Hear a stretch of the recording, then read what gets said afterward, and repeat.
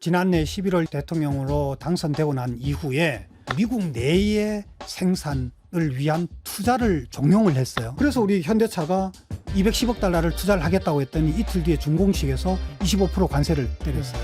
그러니까 관세 이슈가 나오기 전에 2월 이전에 짜내서 투자를 하도록 유도를 하고, 그게 어느 정도 되니까 관세를 그하고는 아무 일 없었다는 듯이 입싹 닫고 이제 관세를 터뜨리는 거예요. 보편 관세, 상호 관세, 품목별 관세를 부과를 했단 말이에요.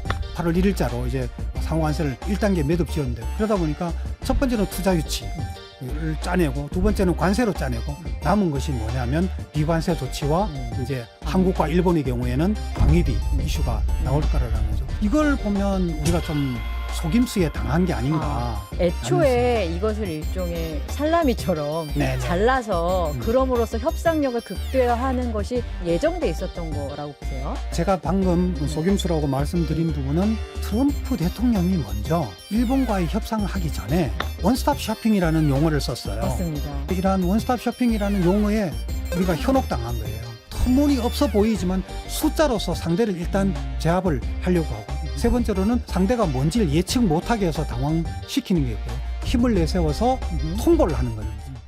돈을 향한 말초적 신경을 인정하라. 경제적 본능. 전 세계가 미국의 관세 협상 볼모가 됐습니다. 어이없게도 우리 한국을 비롯해서 동맹국들이 그 첫 희생양이었는데요. 관세 15%. 우리는 그래도 선방했다, 덜 뜯겼다 이런 평가를 받고 있는데, 문제는 아직 2라운드가 남았다는 겁니다. 더 정확히는 뜯길 게 더 남았다 이런 얘기인데요. 얼마나 어디서 더 뜯기게 될까요? 끝날 때까지 끝나지 않은 이야기, 김태황 명지대 국제통상학과 교수와 이야기 나눠보겠습니다. 안녕하세요. 네, 안녕하세요. 반갑습니다. 반갑습니다. 네. 지금 근데 반갑다는 얘기를 하기엔 너무 정세가 우울한 것 같아요. 그죠? 그러게요. WTO와 FTA라는 두 개의 트랙으로 굴러가던 시대는 이제 끝났다라고 그렇죠. 보면 되는 거겠죠. 예, 미국 트럼프 대통령이 WTO의 다자주의 통상 규범을 무력화시켰고요. 상소 기구를 이제 무력화시키면서 지금 또 한미 FTA가 이제 와해 위기에 몰려 있는 거고, 실질적으로는 뭐 와해된 와해되었다고 거죠. 네. 막 여길 수 있는. 근데 거기에 우리가 같이 인정하게 된 꼴이 되니까 인정 안 할 수 좀 없잖아요. 네, 네. 그렇다고 지금 말씀하신 게 이제 WTO, 우리가 FTA 협상을 맺은 것 중에 미국이 만약에 어긴다고 하더라도 우리가 걷다 대고 이제 국제기구에 제소를 할 가능성은 제로잖아요. 상대가 네, 미국이니까. 네, 예. 그러다 보니 사실상 없었다라고 네. 보고 현실을 직시하는 게 맞아 보이겠죠. 네. 그래서 그 부분에 좀 궁금한 게 있는데요. 지금 사실 큰 그림으로 보면 뭐 덜 뜯겼다. 그다음에 말씀하셨던 것처럼 그럼에도 불구하고 아쉬운 점이 있다. 그런데 이 모든 얘기는 사실 디테일로 들어가 봐야 될 것 같아요. 그렇죠. 예. 디테일을 알 수가 없습니다. 그건 네. 뭐 유럽이나 일본도 마찬가지고 우리도 협약서가 없고. 예. 그렇다면 이제 디테일은 본격적으로 논의를 할 텐데, 예. 되게 재밌는 제가 멘트를 좀 소개해드리고 싶어요. 네. 싱크탱크 CSIS 있잖아요. 예, 예. 국제 비즈니스 명예석자라는 분이 있어요. 네. 윌리엄 앨런 라이슈. 네. 이 양반이 한 말이, 합의를 체결한 이들에게도 고문은 계속될 수 있다. 예, 라는 예. 표현을 썼더라고요. 그러니까 예. 그 디테일 과정에서 아마 예. 엄청나게 또 뜯어갈 거다. 예, 쉬운 예. 말로 하면 이렇게 될 것 같습니다. 어떻게 예. 보세요? 예, 고문 당하는 사람은 매우 힘들겠죠. 네. 그렇다고 해서 고문하는 사람도 그렇게 쉽지는 않을 겁니다. 또 역으로 네. 우리가 고문할 수도 있어요. 그래요? 예, 어떻게 이제 해요? 어떻게 디테일을 어떻게 하느냐에 네네. 따라서 다르겠죠. 네. 자, 지금도 미국으로서는, 특히 트럼프 대통령으로서는 미국 국민들에게 굉장히 생색을 냈습니다. 뭐 전리품처럼 얘기하는 거. 봐라, 일본 5,500억, 한국 3,500억, 또 한국 농산물 시장 다 전면 완전 개방이다. 개방했다. 막 이렇게 과장하고. 그걸, 예, 네. 그렇게 하고, 또 이 관세 이슈 이전에도 봐라, 현대차, 현대제철 투자한다고 그랬다. 이게 다 나한테 굴복을 한다. 그러니까 관세는 아름다운 거다라는 것을 이렇게 내세울 수 있는 생색내기가 됐어요. 그런데 그 숫자 다음에는 실제로 이 숫자가 지켜지기 위해서는 많은 이렇게 디테일한 면들이 있는데, 그게 이제 다음 단계에 이어지겠죠. 당장 지금 이슈가 되고 있는 부분이 크게 보더라도 두 가지 부분이 지금 논란이 되고 있습니다. 하나는 농산물 시장에 우리는 쌀과 소고기 시장을 지켰다라고 하는데, 트럼프 행정부에서는 쌀, 소고기라고 특정 짓진 않지만 농산물 시장을 완전 개방했다 이렇게 네, 얘기를 하니까 네. 좀 결이 좀 다른 부분이 있죠. 네. 또 투자에 대해서도 한국이 3,500억 달러 보따리를 우리한테 맡기면 대통령이 내가 내 원하는 마음대로 대로. 원하는 대로 내가 투자를 하도록 하고 거기에 따르는 수익의 90%는 미국이 가진다. 그럼 리테인이라는 그 단어 동사를 미국이 가진다라는 것이 뭘까? 이게 지금 해석이 좀 다르단 그렇습니다. 말이죠. 네. 그런 얘기는 소유의 개념인가? 아니면 미국 내에 머물러 있다라는 얘기인가? 또 펀드라고 그랬는데 그 펀드라는 것은 펀드 조성에는 한국의 자본이 들어가고 그 펀드를 운영하고 또 그 펀드의 어떤 의사결정을 의 주도권을 미국이 가지는 건가? 그러면 이건 뭐지? 말이 안 되잖아요. 네. 그런 게 지금 디테일하게 남아있기 때문에 어느 시기에 어느 대상으로 어느 만큼의 투자를 어떻게 할 것이냐 또 그 펀드 운영은 어떤 방식으로 할 것이냐에 대한 의사결정이 지금 아직까지 안 나와 있습니다. 그렇습니다. 우리가 모르고 있을 수도 있어요. 물론 협상단끼리는 얘기를 했을지 모르지만 네. 그런 부분들을 어떻게 하느냐에 따라서 이 기울어진 운동장이 상당히 좀 달라질 수도 있죠. 그래서 아까 말씀하셨던 것 중에 우리가 고민할 수도 있다라고 네, 하는 네. 것은 그런 디테일을 조정하는 과정에서 그럼, 어떻게 예. 보면 우리가 지금보다 덜 뜯기는 방식으로 그것을 네, 네. 다시 확정질 수도 있다. 이런 말씀처럼 이해하면 될까요? 예, 그거는 이를테면 투자 펀드라고 했는데 그 투자가 미국에 투자를 하면서 실제로 미국 조선 산업을 일으킨다라는 것에 공감을 하면서도 우리 기업이 미국 조선 산업을 장악하게 되는 미국에 투자를 해서 미국 내에서 조선 산업이 리빌딩 된다 하더라도 그 주도권을 우리가 가지게 된다면 그거 나쁘지 그거는 않죠. 우리 글로벌 기업으로서 우리 영향이 강화될 수도 있는 어허. 부분이 있을 수 있겠죠. 어허. 네. 근데 그게 반대로 우리가 일종의 하청업체처럼 전락될 가능성도 네. 동시에 지금 존재하는 상황이잖아요. 그렇죠. 뭐 예를 들면은 지금 그 조선산업협력에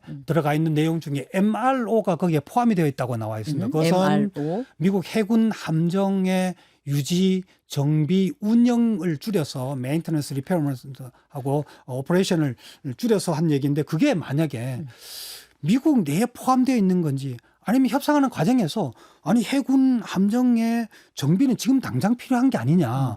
그러면은 그 대외 비밀도 지켜야 되고 하니까 그것은 한국 내에 조선소에 별도로 그러한 해군 함정의 정비를 위한 별도의 조선소 운영을 하자. 그것은 일본 기업이 여기에 들어오지 못하도록 우리가 협력을 하자. 그러면은 이참에 우리가 일본 조선 산업의 경쟁력을 제치고 한미 협력을 강화를 하면서 유지 정비 운영은 한국 조선소에서 함으로써 물량을 확보를 하고 그건 되게 오랫동안 지속 가능한 얘기가 되는 그렇죠. 거잖아요. 예, 예. 그리고 새로 상선과 또 해군 함정을 건조하는 것은 미국에 새로 조선소를 건립을 해서 운영을 한다면은 우리 조선 산업의 공동화도 우려도 막을 수 있고 미국의 그런 조선 산업 부흥에도 좀 도와줄 수 있는 그런 것들도 얼마든지 앞으로 이제 협상을 그러네요. 해야 될 부분으로 남아 있는 거죠. 알겠습니다. 그런데 사실 조금 낙관적으로 기대할 수 있는 부분이 뭐가 있냐면 지금 미국이 뭐 조선업이 굉장히 쇠퇴 수준이 아니라 거의 지평이 무너졌다고 알고 있잖아요. 좋습니다. 그렇다 보니까 우리가 아무리 인력 지원을 하고 뭐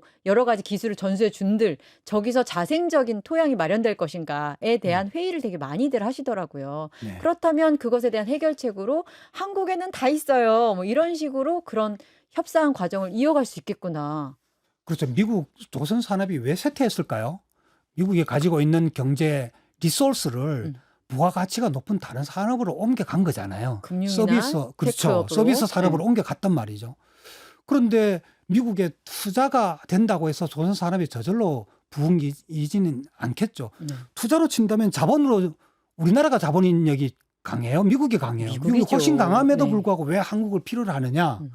한국 조선 기술 인력이라든지 또 조선 생산 그런 오퍼레이션 시스템이라든지 이런 것에 한국이 강점을 가지고 있다라는 건데 네.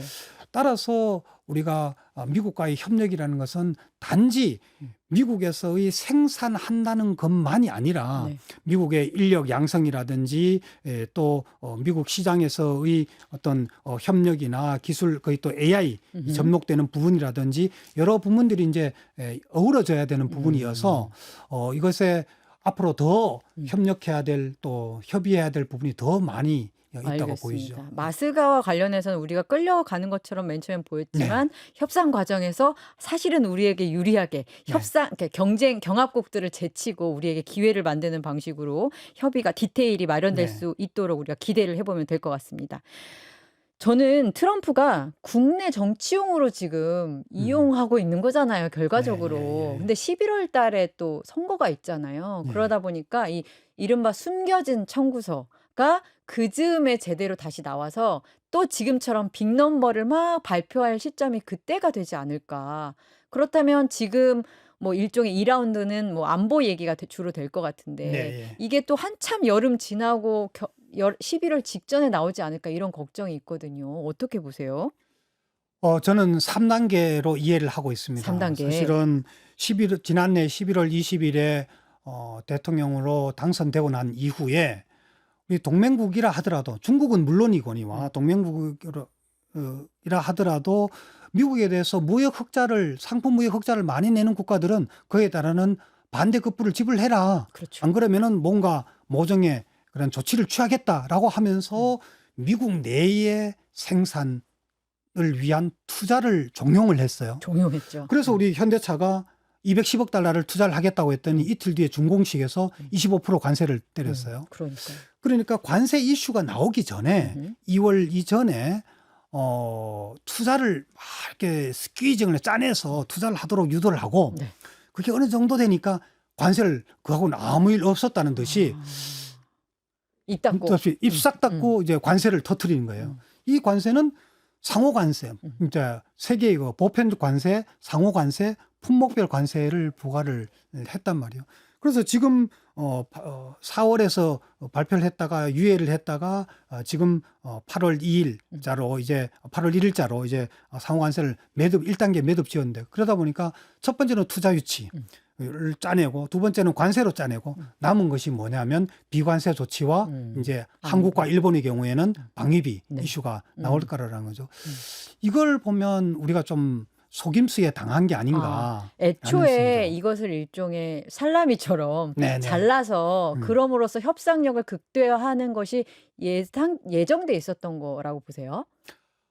결과적으로는 그러는데 결과적으로는 그렇습니다. 중간에 제가 방금 속임수라고 말씀드린 부분은 트럼프 대통령이 먼저 일본과의 협상하기 전에 원스톱 쇼핑이라는 용어를 썼어요. 맞습니다. 그걸 뭐 패키지 D라고 이해를 할 수도 있겠고요. 네. 그래서 일본이 미국에 가서 그때 경제 재생상 그 장관이 특사로서 일본에서 미국으로 건너가서 협상을 하면서 방위비 이슈에 대해 준비를 해갔어요. 얼마나 많이 보따리를 싸갔겠어요. 그러겠죠. 손이 뭐 좀 더 2개 이상 있었으면 좋았을 거라는 그런 심정이었을 것 같은데 네.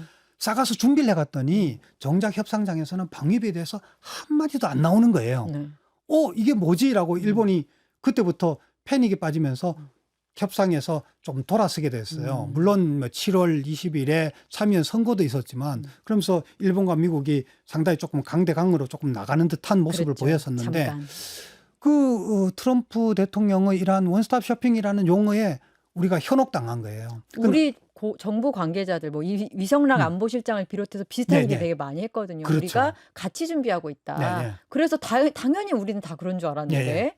그러면 매번 뜯기는 것보다는 한꺼번에 퉁쳐서 이렇게 하면은 우리가 우리한테도. 방위비 이슈에서는 우리가 내세울 게 없잖아요. 그러니까 우리가 반대급부로 뭔가를 할 게 없어서 오히려 방위비 인상을 조금은 수용을 하게 되면서 이 관세를 낮추고 이렇게 카드로 쓰면 좋겠다라는 생각을 저도 나이브하게 가졌었는데 가보니까 트럼프 행정부에서는 이 협상을 그렇게 진행을 안 하는 거예요. 우린 그거 얘기 안 할 거야. 그리고 아예 원스톱 쇼핑이라는 말을 언제 했는지도 모르는다듯이 관세만 가지고서 얘기하는. 그러면 이후에 나오는 지금 당장 우리 이재명 대통령과 트럼프 대통령과의 정상회담에서 이제는 알래스카 투자의 이슈, 비관세 조치, 또 방위비에 대한 자세한 구체적인 협상은 아니겠지만 방향이라든지 그냥 통보 이런 걸로 압박을 가할 겁니다. 그리고 뭔가 엄청나게 노출된 자리이기 때문에 거기서 정해진 큰 방향은 바꾸기도 어려울 거 네, 아니에요. 네. 그래서 아마도 디테일에서는 조금 후퇴하는 게 있을 가능성을 대비하여 트럼프 쪽에서 엄청나게 키를 많이 세게 돌리지 않을까 하는 두려움이 있어요. 네, 그거는 네. 어떻게 보세요? 이게 지금 우리가 트럼프 대통령과 그 행정부의 그런 강공에 대해서 음.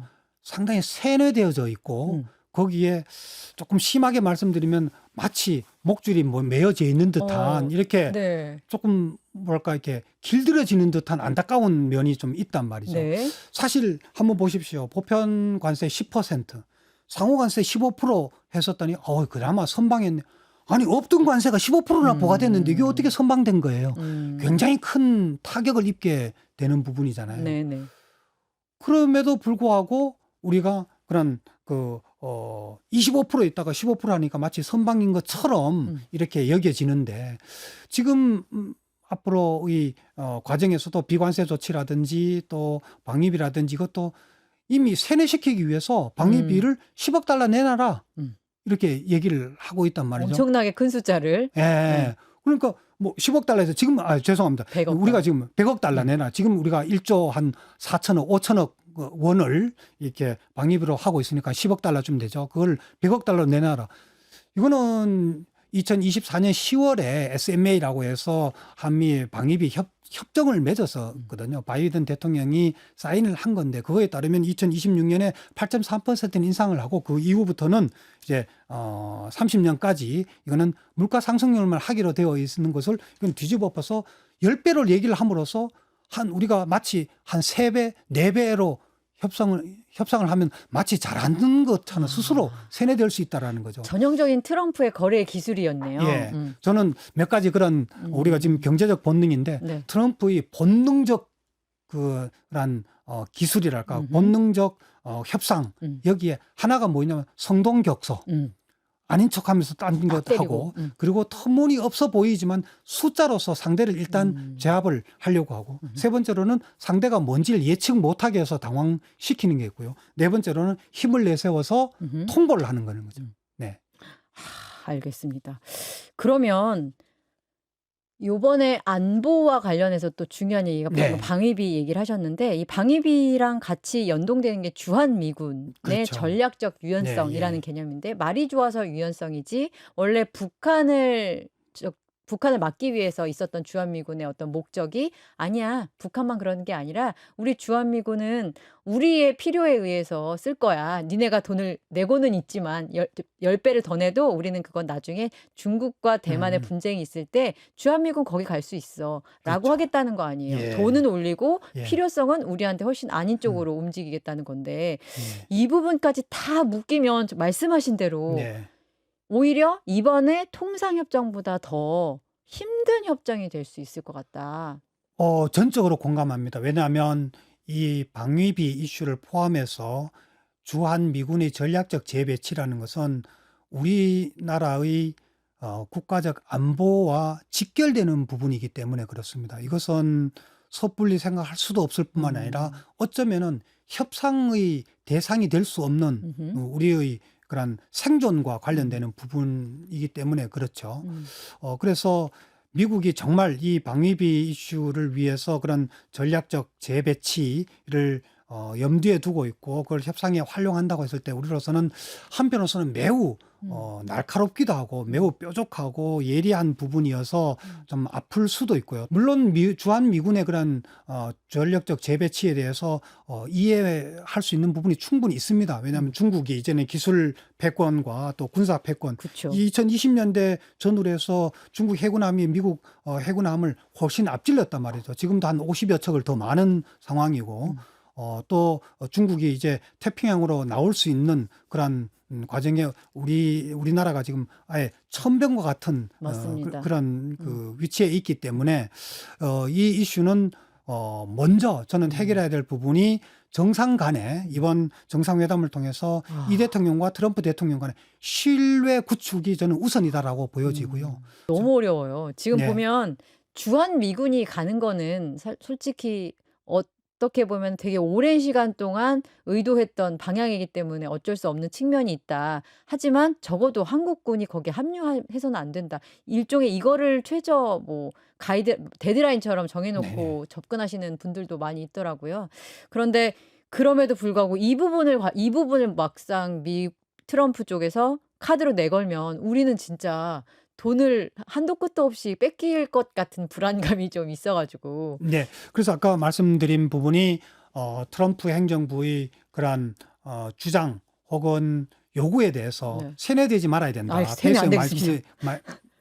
페이스에 말려들지 네. 말아야 된다는 그러려면은 우리가 가지고 있는 그런 원칙과 룰과 우리의 그런 전략적 선택 이 부분이 분명해야 되는 거죠.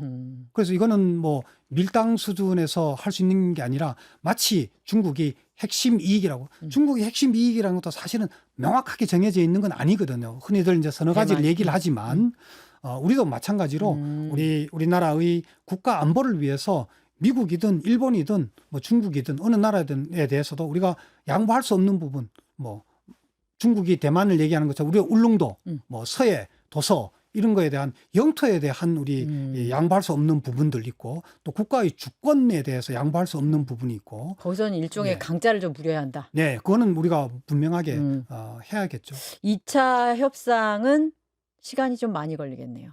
그거는 2차라고 뭐 하기도 좀 어려울 수 있는데 이거는 아마 2차, 3차 이어질 겁니다. 특히 이제 중국과의 협상이 이제 시작인데 이게 다른 한국, 일본, EU 뭐 캐나다, 멕시코 이런 국가들과의 협상하고는 다를 겁니다. 전적으로. 이거는 미중 패권 그렇죠. 경쟁과 직결되는 부분이기 때문에 이건 앞으로 이어질 거고요. 또 중국이 미국에 대해서 아킬레스건으로 잡고 있는 것이 있기 때문에 이건 이어질 거라고 보여지고요.